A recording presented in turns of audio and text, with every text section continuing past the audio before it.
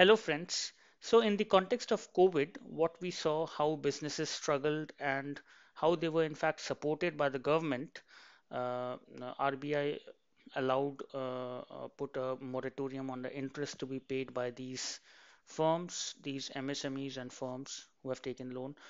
Now, that moratorium was for 6 months during the pandemic peak period, and thereafter there were requests from these micro units to extend these moratorium, and from the bank's perspective it wasn't feasible to do so, and a lot of uncertainty was there because banks were till that moratorium period, they these EMIs loans were not being repaid or the interest was not being paid. So after that, they were expected to be paid to the bank, but it was not happening, and they were not clear whether to put that in the NPA books or not.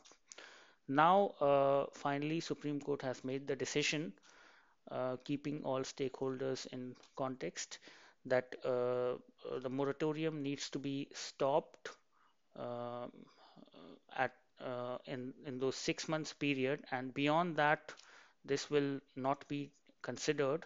So the banks can take their repayments, interest, and everything. However, uh, they cannot take penal interest, that is interest on interest. So let's not compound the interest, rather simple interest can be taken by the bank.